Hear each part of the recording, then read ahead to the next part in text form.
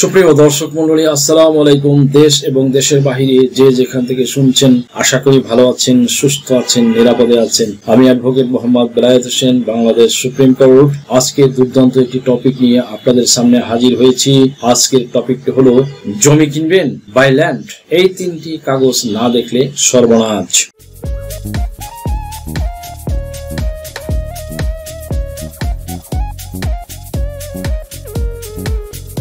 সুপ্রিয় দর্শক মন্ডলী, জমি কেনার আগে তিনটি জিনিস না দেখে জমি কিনবেন না। আজকে সেই সংক্রান্ত বিষয় নিয়ে বিস্তারিত আলোচনা করব, কাজেই অনেক ইনফরমেশন থাকবে, সাথেই থাকুন। সুপ্রিয় দর্শক মন্ডলী, জমি কেনার সময় সবাই টাকা দেখে, বাট জমির কাগজ দেখে না। আজকে এই পর্বের মাধ্যমে জানবো কোন তিনটি কাগজ না দেখে আপনি যদি জমি কেনেন, সেক্ষেত্রে জমি কেনার পর আপনি প্রতারিত বা মামলা মোকদ্দমার সম্মুখীন হতে পারেন।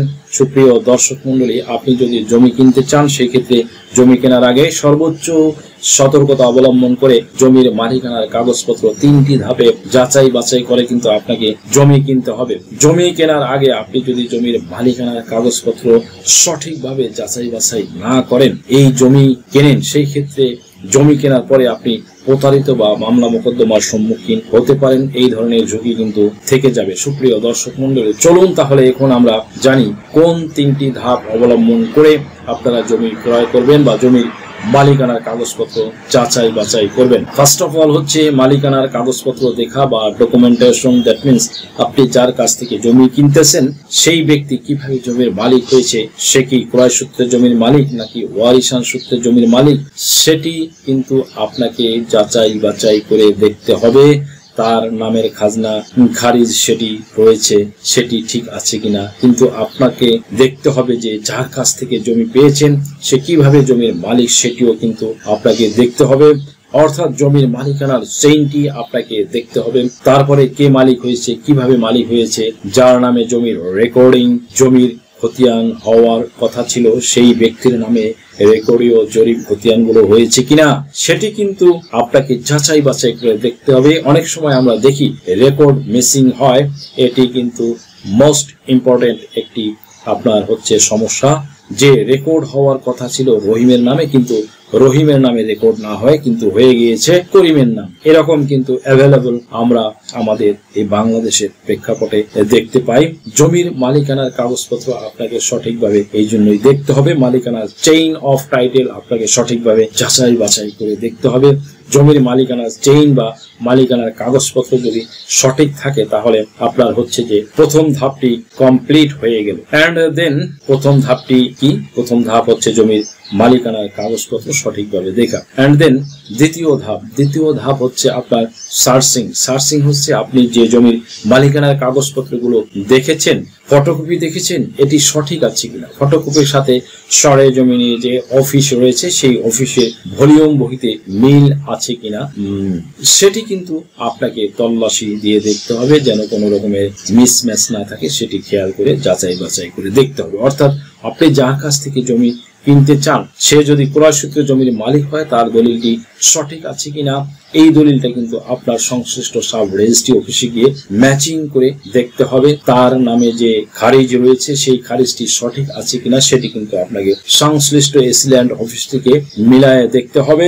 যে সে খাজনা দিয়েছে সেটি সঠিক আছে কিনা, সেটি কিন্তু আপনাকে ভূমি অফিস থেকে মিলিয়ে দেখতে হবে। এবং রেকর্ডে যে জরিপ খতিয়ান রয়েছে, সেটির মিল আছে কিনা, সেগুলোর সঠিক আছে কিনা, সেটাও কিন্তু আপনাকে ডিসি অফিস থেকে মিলিয়ে দেখতে হবে। অর্থাৎ আপনি ফটোকপির যে কাগজগুলো দেখেছেন, সেই কাগজের সাথে সংশ্লিষ্ট অফিসগুলো রয়েছে বা দপ্তর রয়েছে, সেই দপ্তরের কাগজপত্রের মিল আছে কিনা, একই কিনা। অনেক সময় আমরা দেখি যে আপনার নামজারি খতিয়ান বা খাজনা যে রিসিভ রয়েছে, সেটি অথবা দলিল, সেগুলো টেম্পারিং করে নিয়ে আসে। মানে হচ্ছে আপনার অনেক সময় জাল করে থাকে, ফ্রডুলেন্ট করে থাকে, প্রতারণা করে থাকে। তাই আপনাকে তল্লাশি দিয়ে দেখতে হবে বা সার্চিং করে দেখতে হবে যে আপনি যে কাগজগুলো দেখেছেন, মালিকানা প্রমাণে যে কাগজগুলো দেখেছেন, সেই কাগজের সাথে সংশ্লিষ্ট অফিস বা দপ্তরে যে ভলিউম রয়েছে, যে কাগজ রয়েছে সেটির মিল আছে কিনা। তাহলে প্রথম ধাপ হচ্ছে মালিকানা দেখা, দ্বিতীয় ধাপ হচ্ছে সার্চিং বা আপনার হচ্ছে যে তল্লাশি দিয়ে দেখা। আপনি প্রথম ধাপটা কমপ্লাই করলেন, ঠিক আছে, বাট দ্বিতীয় ধাপটাও দেখলেন, সেটিও ঠিক আছে। অ্যান্ড দেন হচ্ছে যে এরপরে আপনাকে থার্ডলি যে তৃতীয় ধাপে যেতে হবে। তৃতীয় ধাপ হচ্ছে পেন্টাগ্রাফ অথবা সার্ভে করা। এটি কিন্তু মোস্ট ইম্পর্টেন্ট অ্যান্ড ক্রুশিয়াল একটি পার্ট। আমরা জমি কেনার সময় আমরা প্রায়শই দেখি, বা বর্তমানে যারা সহজ সরল নিরীহ মানুষ আসে, বিশেষ করে গ্রামের মানুষ আসে, তারা কিন্তু জমি কেনার সময় এই পেন্টাগ্রাফ অথবা সার্ভে যে রিপোর্ট সেটা দেখে না বা সেটা করেও না।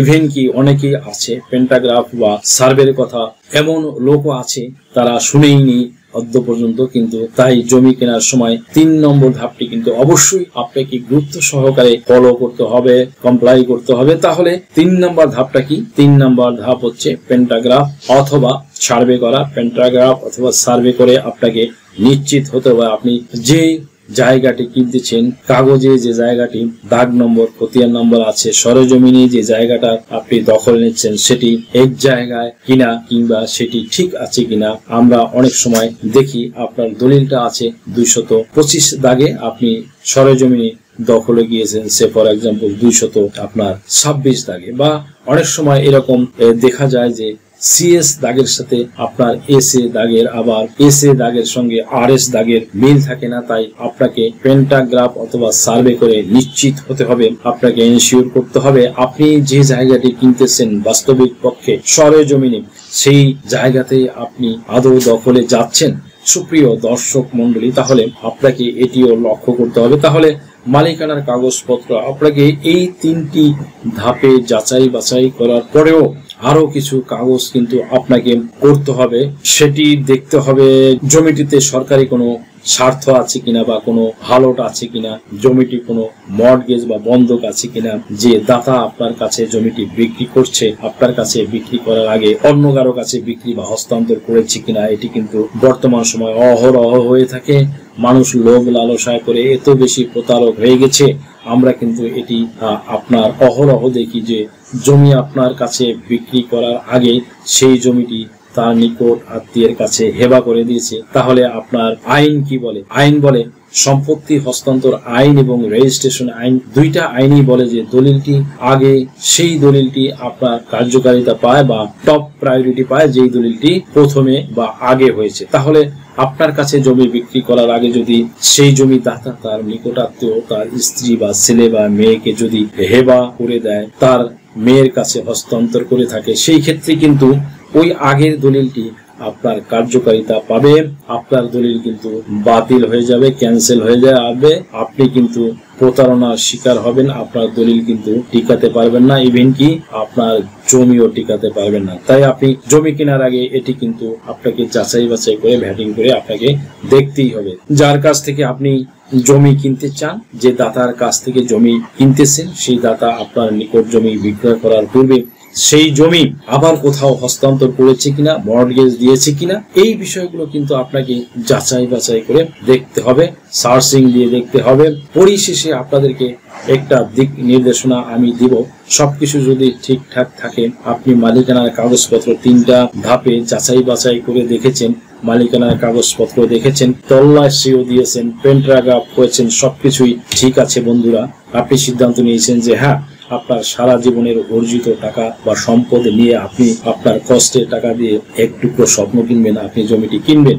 সেই ক্ষেত্রে আমার সর্বশেষ যে অ্যাডভাইস এবং গাইড হবে, জমির যখন আপনার রেজিস্ট্রি হবে বা দলিল হবে, এই যে দলিলটি অবশ্যই একজন দক্ষ দলিল লেখক বা বিজ্ঞ আইনজীবীর মাধ্যমে লেখাবেন বা দেখিয়ে নেবেন।